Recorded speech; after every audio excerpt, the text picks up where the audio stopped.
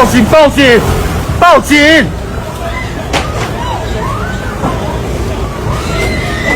报警！快点报警！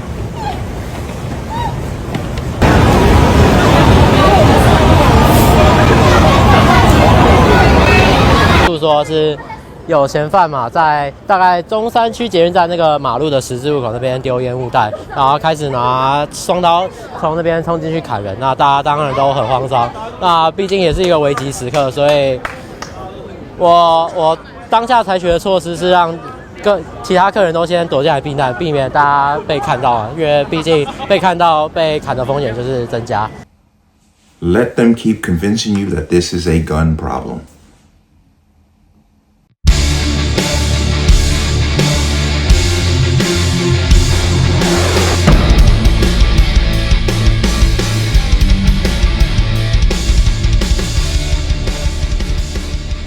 Welcome to another installment of the Connecticut Gun Bench. Today's video is brought to you by P.A.N. Firearms LLC. P.A.N. Firearms, your NRA certification of multifaceted gun training.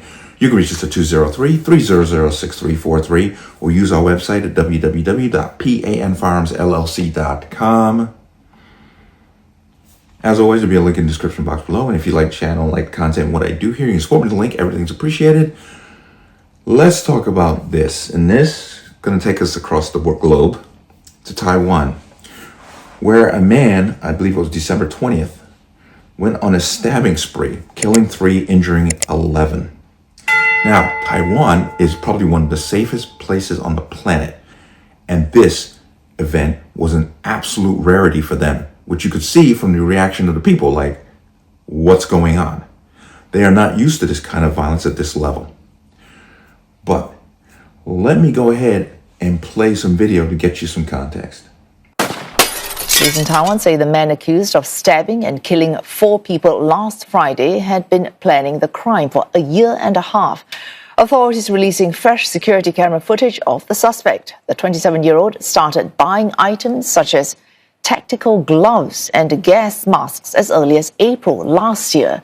In January, he allegedly bought dozens of smoke grenades online before stepping up preparations last month with the purchase of gasoline cans and gas cylinders.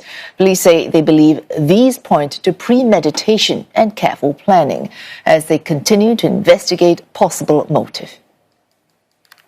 我们发现他有适度的变换他的交通方式及变装来躲避延迟我们警方的追击，所以他是非常的狡猾啊。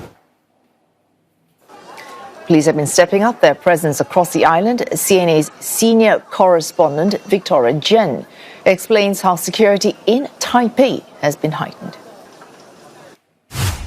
There is a highly visible police presence across the station. Officers are stationed at entrances and exits, along platforms and near major transfer areas where MRT, railway, and high-speed rail passengers intersect. Now, others are carrying out regular walkthroughs of concourses and checking areas like stairwells, restrooms, and trash bins. Now, places that usually don't draw much attention. The patrols are active and continuous, and that seems to be reassuring many commuters. People are still traveling through this hub, but they are noticeably more alert, watching their surroundings, standing closer to exits, and listening closely to announcements.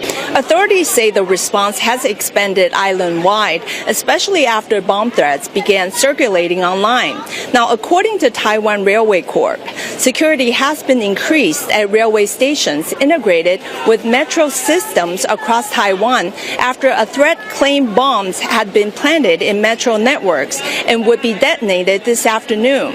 The message did not specify any locations, which prompted broader precautionary measures, and this includes major transport hubs in Taipei, New Taipei, Taichung, and Kaohsiung, with railway police coordinating closely with local authorities. Now, police say they strongly believe that the threat is not credible, but they are concerned about copycat behavior, noting that several threatening posts have appeared on social media since Friday's deadly attack. Now, officials warn that spreading screenshots or unverified messages can fuel fear and disrupt public order. Heard that and you saw that. Now, He started at the Taipei main station where he threw some smoke grenades. A man, just a civilian, tried to stop him and was killed. He then moved on to a street that was close to the Zhongshan station, which was in the vicinity of this shopping area, where you see him in the video throwing more smoke grenades out, and then went on a slashing spree, attacking anyone randomly. It's just unfortunate that, once again, that somebody just, Taiwan doesn't allow gun ownership at that level, didn't just put two in his chest and one in his head and stop the rampage. But because these people are not used to this kind of violence, they basically did not react at all. But what really pisses me off is the people who took the time to record.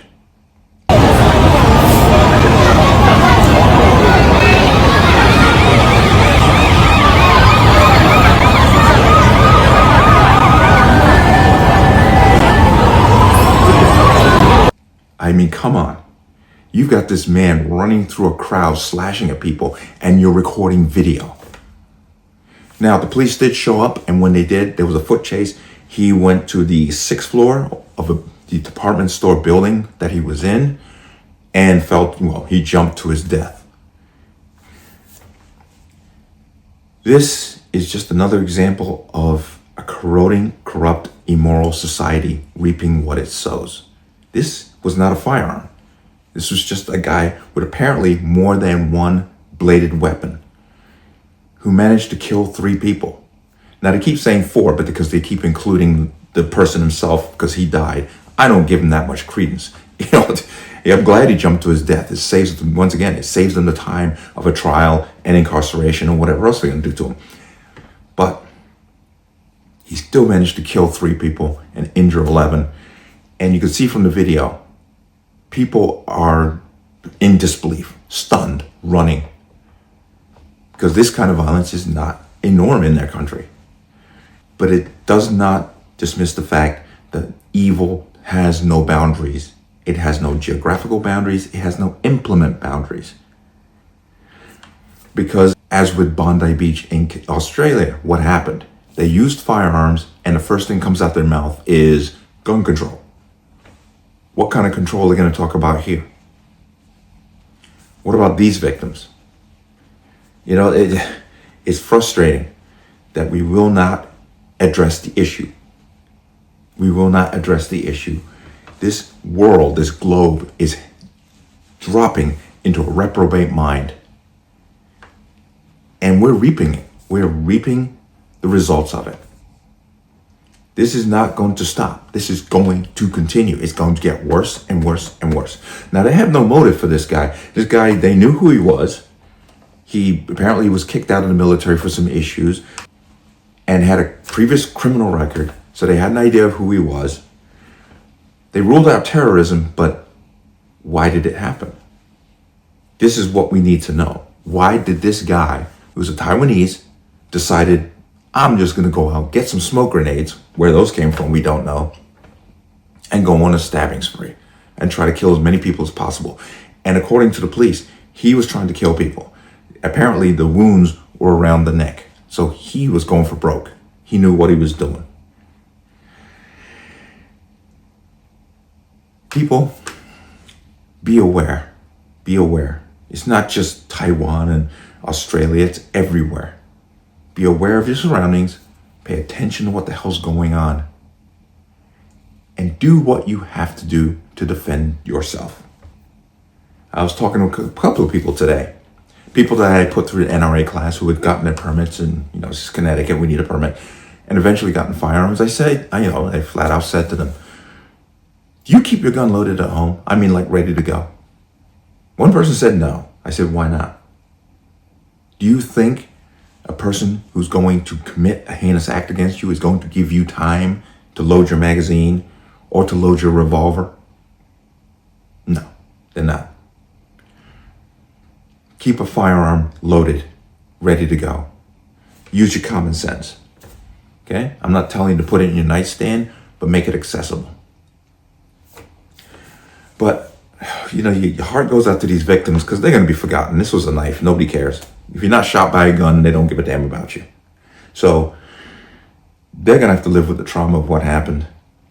And once again, in a country that has so little violence that it's not even measurable, something like this happens, and this is not going to stop. It's going to get worse and worse, and we need to prepare for it.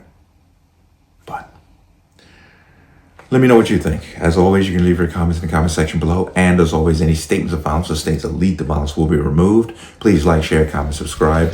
Don't forget to hit that notification bell so you're notified the next time a video goes live. I'm going to see you on the next one. Peace.